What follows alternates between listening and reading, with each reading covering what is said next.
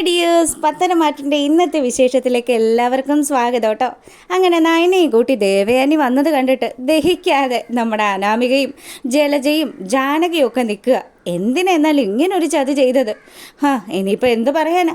ഏട്ടത്തിയുടെ തീരുമാനങ്ങൾക്കനുസരിച്ച് മാത്രമല്ലേ ഈ വീട്ടിൽ മുന്നോട്ട് പോകാൻ പറ്റുള്ളൂ.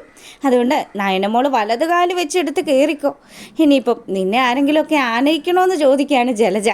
ഇത് കേട്ടതും എനിക്കതങ്ങ് ഇഷ്ടപ്പെട്ടില്ല. ദേ, ഈ വീട്ടിലെ മൂത്ത മരുമകളാണ് നയനേട്ടത്തി. അതുകൊണ്ട് തന്നെ നയനേട്ടത്തിയോട് ആ രീതിയിലുള്ള ബഹുമാനമൊക്കെ എല്ലാവരും കാണിക്കുന്നത് നല്ലതായിരിക്കുമെന്ന് പറഞ്ഞു അനി ദേഷ്യത്തോട് കൂടി അങ്ങ് പോവുക. ഇനി എന്തായാലും ആരൊക്കെ ഈ വീട്ടിൽ നിന്ന് പോയാലും തൻ്റെ പൊന്നുമോള് ഈ വീട്ടിൽ തന്നെ ഉണ്ടാകുമെന്ന് ദേവയാനി മനസ്സിലാലോചിക്കുക. അങ്ങനെ നയനകത്തോട്ട് പോയതും നമ്മുടെ ദേവയാനിയുടെ അടുത്ത് പരാതിപ്പെട്ടിയായിട്ട് വരികയാണ് അനാമിക. എന്നാലും വല്യമ്മ, ഞാൻ ഇന്നിങ്ങ് വന്ന ദിവസം തന്നെ വല്യമ്മ ഈ ചതി ചെയ്തത് അതെനിക്ക് മുഖത്ത് കെട്ടി അടിയായി പോയെന്നൊക്കെ പറഞ്ഞു. സാരമില്ല മോളെ, ഇവളെ ഇങ്ങോട്ട് കൊണ്ടുവരണമെന്ന് സത്യം പറഞ്ഞാൽ ഞാൻ മനസ്സിൽ ആലോചിച്ചിട്ടൊന്നുമില്ല. പിന്നെ എൻ്റെ മോൻ്റെ സങ്കടം, അവൻ സങ്കടപ്പെട്ടാൽ അതെനിക്ക് സഹിക്കാൻ പറ്റില്ല. അതുകൊണ്ട് മാത്രമാണ് ഞാൻ ഇന്ന് ഇങ്ങനെ ചെയ്തതെന്ന് കൂടി ദേവയാനി പറഞ്ഞു. അപ്പോൾ അനാമികയാണെങ്കിൽ ആയിക്കോട്ടെ വല്യമ്മയെന്ന് പറഞ്ഞു. അതിനുശേഷം നമ്മുടെ നയന വളരെ സന്തോഷത്തോടു കൂടി അവരുടെ ബെഡ്റൂമിലേക്ക് ചെല്ലുകയാണ്. വാതിൽക്കൽ വന്ന് നോക്കി നിൽക്കുന്ന നയനയാണെങ്കിൽ ആദർശ് എന്തൊക്കെയോ ആലോചിച്ചുകൊണ്ട് നിൽക്കുന്നതാണ് കാണുന്നത്. അതേ, എന്താ ഇത്ര ആലോചന? ഞാനൊന്ന് അകത്തോട്ട് വന്നോട്ടെ എന്ന് ചോദിക്കുക. ഈ സൗണ്ട് കേട്ടതും ആദർശ് പെട്ടെന്ന് തിരിഞ്ഞു നോക്കി. മുറ്റത്തൊരു നയന. അങ്ങനെ നയനയോട് പറഞ്ഞു, എടോ താനിങ്ങനെ ഇവിടെ എത്തി? അതൊക്കെ ഉണ്ട് മോനെ. സത്യം പറയ്, അച്ഛൻ വന്ന് കൂട്ടിയോ അതോ താൻ സ്വന്തമായിട്ട് ഇങ്ങ് വന്നതാണോ? ഏയ്, ഞാൻ എന്താ ആദർശേട്ടനോട് പറഞ്ഞത്? എന്നെ അമ്മ വന്ന് വിളിച്ചാലേ ഞാൻ വരുള്ളൂ എന്നല്ലേ പറഞ്ഞത്. ഇപ്പതേ നോക്ക്, എന്നെ അമ്മയെ കൂട്ടിയിട്ട് വന്നത്. എടോ, എന്തൊക്കെ അത്ഭുതം ഇവിടെ നടക്കുന്നത്. അതെ ആദർശേട്ടാ, അമ്മ വന്നാൽ എന്നെ വിളിച്ചത്. ഞാൻ ആദ്യം വരണ്ടെന്ന് വിചാരിച്ചതാണ്. എന്നാലും എൻ്റെ ആദർശേട്ടനെ ഇനി ഞാൻ സങ്കടപ്പെടുത്തിയാൽ ശരിയാവില്ല എന്ന് വിചാരിച്ചു. ഇനി എന്തായാലും എനിക്ക് സന്തോഷമായി എൻ്റെ നയനെ. ദേ ആദർശേട്ടാ, അമ്മയാണ് വിളിച്ചതെങ്കിലും അമ്മയ്ക്ക് സ്വഭാവത്തിലൊന്നും അത്ര കണ്ട് മാറ്റമൊന്നും ഇല്ല കേട്ടോ. അമ്മ പഴയ രീതിയിൽ തന്നെ എന്നോട് പെരുമാറുന്നത്. എന്നാലും ആയിക്കോട്ടെ, അമ്മ തന്നെ വിളിച്ചല്ലോ. ഇനി താൻ ഇവിടുന്ന് പോവരുത് കേട്ടോ. അങ്ങനെ നയന വലിയ സന്തോഷത്തിൽ നിൽക്കുക, ആദർശ് അതിലും വലിയ സന്തോഷത്തിൽ നിൽക്കുക.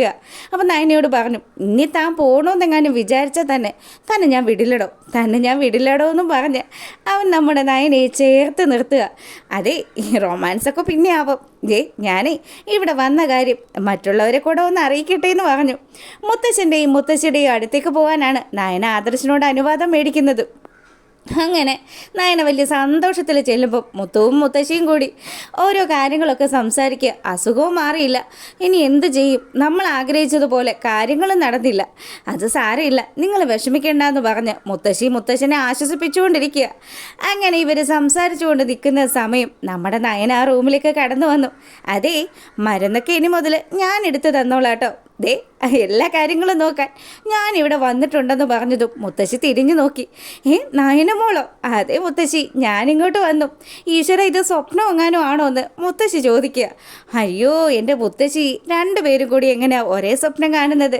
ഇത് സത്യമാ. എൻ്റെ അമ്മായിയമ്മ സമരമൊക്കെ അവസാനിപ്പിച്ചു. അമ്മായിയമ്മ എന്നെ കൂട്ടിയിട്ട് വന്നതാ. ദേവയാനി കൂട്ടിയിട്ട് വന്നെന്നോ? എന്നിട്ട് ഒരക്ഷരം പോലും അവൾ ആരോടും പറഞ്ഞില്ലല്ലോ. അതൊന്നും എനിക്കറിയില്ല മുത്തശ്ശ, എന്താ സംഭവിച്ചതെന്നൊന്നും എനിക്കറിയത്തില്ല. ഇപ്പോൾ എന്തായാലും ആദർശേട്ടൻ ആഗ്രഹിച്ചതുപോലെ ഞാൻ ഈ വീട്ടിലെത്തി.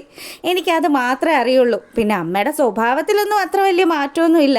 അമ്മ പഴയ രീതിയിൽ തന്നെയാണ് എന്നെ കാണുന്നത്. എന്തായാലും ആദർശേട്ടൻ്റെ സങ്കടം കണ്ട് സഹിക്കാൻ പറ്റാത്ത കൊണ്ടായിരിക്കും മുത്തശ്ശ എന്നെ അമ്മ വിളിച്ചത്.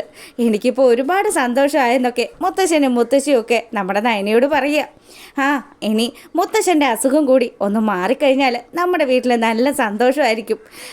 മാറും മോളെ.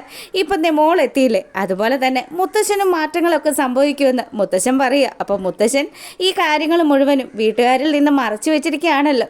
രോഗം പൂർണ്ണമായി മാറി എന്നുള്ള കാര്യം മുത്തശ്ശൻ ആരോടും പറഞ്ഞിട്ടില്ലാത്തത് കൊണ്ട് തന്നെ എല്ലാവരും ഓർത്തിരിക്കുന്നത് മുത്തശ്ശൻ ഇപ്പോഴും ആ പഴയ രോഗാവസ്ഥയിൽ തന്നെ ഉള്ളതാണെന്നാണ്.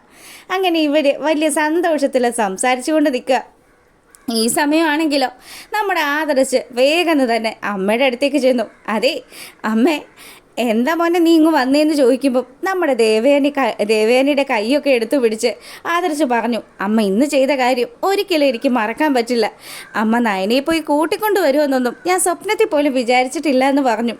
ഇത് കേട്ടതും ദേവേനയാണെങ്കിലോ ഇച്ചിരി ഗൗരവമൊക്കെ ഭാവിക്കാമെന്നുള്ള രീതിയിൽ പുള്ളിക്കാരി നമ്മുടെ ആദർശിനോട് പറഞ്ഞു. അതിന് അവളെ ഞാൻ കൂട്ടിക്കൊണ്ടുവന്നത് അത്ര വലിയ സംഭവമായിട്ടൊന്നും നീ പറയണ്ട. നീ പല ദിവസവും ഉറക്കമൊന്നും ഇല്ലാണ്ട് ഈ റൂമിലൂടെ നടക്കുന്നത് ഞാൻ കാണുന്നതല്ലേ. അതുകൊണ്ട് മാത്രം നിന്നെ ഓർത്ത് മാത്രമാണ് ഞാൻ അങ്ങനെ ഒരു കാര്യം ചെയ്തത്. എന്തായാലും അതിൻ്റെ പേരിൽ ഞാൻ അവളെ സ്നേഹിക്കാൻ തുടങ്ങിയതൊന്നും നീ വിചാരിക്കേണ്ട. എനിക്ക് കരൾ തന്നത് ആരാണെന്ന് കണ്ടെത്തണം. അത് കണ്ടെത്തിയാൽ മാത്രമേ എനിക്ക് സമാധാനം ആവുള്ളൂ. അപ്പം ആദർശിന് വലിയ സന്തോഷമായി. ആദർശ അമ്മയെ കെട്ടിപ്പിടിക്കുക. ഈ സമയം നമ്മുടെ ജലജ ഓടി വരുന്നു അഭിയുടെ അടുത്തേക്ക്. എടാ, നീ ഇങ്ങനെ ഇവിടെ കസർത്തം ചെയ്ത് നിന്നോ? ഇവിടെ എന്താ നടക്കുന്നതെന്ന് വല്ലതും നീ അറിയുന്നുണ്ടോ? എന്താ അമ്മേ, എന്താ പ്രശ്നം? എടാ, ആ നയനെ തിരികെ വന്നടാ. നയനെ നിൻ്റെ അമ്മായി പോയി കൂട്ടിക്കൊണ്ടുവന്നു. അമ്മായി പോയി കൂട്ടിക്കൊണ്ടു വന്നെന്നോ? അവൾ തിരികെ വരുമെന്നൊക്കെ എനിക്കറിയാം. പക്ഷേ ഇത് പോയതിലും സ്പീഡിലാണല്ലോ തിരികെ വന്നത്.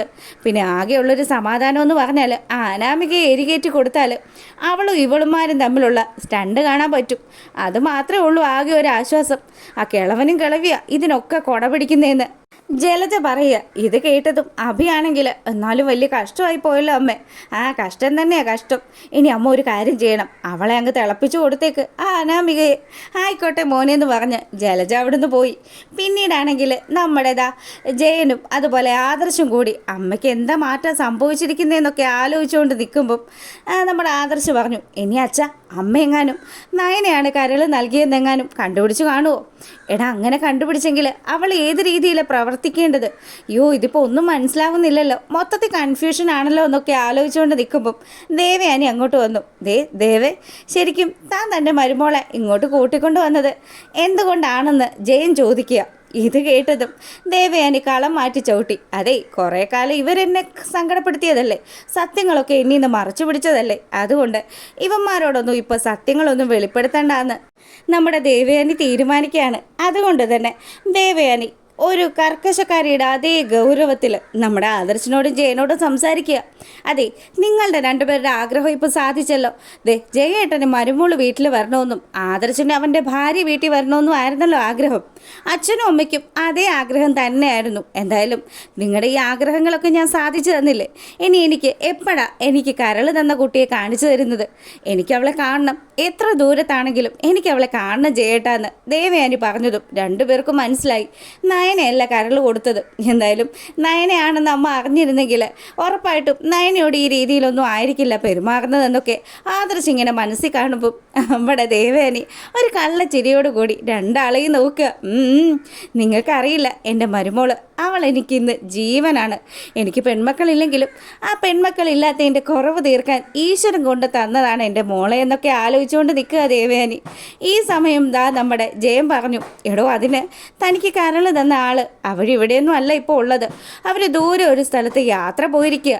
എത്ര ദൂരെയാണെങ്കിലും എന്നെ അവരുടെ അടുത്ത് എത്തിക്കേണ്ട ഉത്തരവാദിത്വം ജയേട്ടനുണ്ട്, ആദർശനും ഉണ്ട്. നിങ്ങൾ എത്രയും പെട്ടെന്ന് എന്നെ ആ കുട്ടിയെ കാണിച്ചതാ. അപ്പം ഞാൻ നിങ്ങൾക്ക് ആർക്കും ഒരു പ്രശ്നവും ഉണ്ടാക്കില്ല.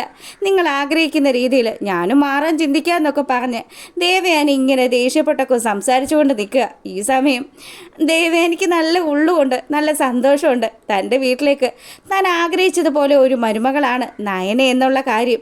ഇതൊക്കെ ആലോചിച്ചും സന്തോഷവും ഒക്കെ നിൽക്കുന്ന ദേവയാനി കാണിച്ചുകൊണ്ടാണ് കേട്ടോ ഇന്നത്തെ വിശേഷം അവസാനിക്കുന്നത്. അപ്പം ഇഷ്ടമായിട്ടുണ്ടെങ്കിൽ എപ്പോഴും പറയുന്നത് പോലെ ലൈക്ക് ചെയ്ത് കാണാത്തവരൊക്കെ ഒന്ന് ലൈക്ക് ചെയ്തേക്കണം. അതുപോലെ സബ്സ്ക്രൈബ് ചെയ്യാത്തവരൊക്കെ സബ്സ്ക്രൈബ് ചെയ്യുക. എല്ലാവർക്കും നല്ലൊരു ദിവസം ആശംസിക്കുകയാണ്.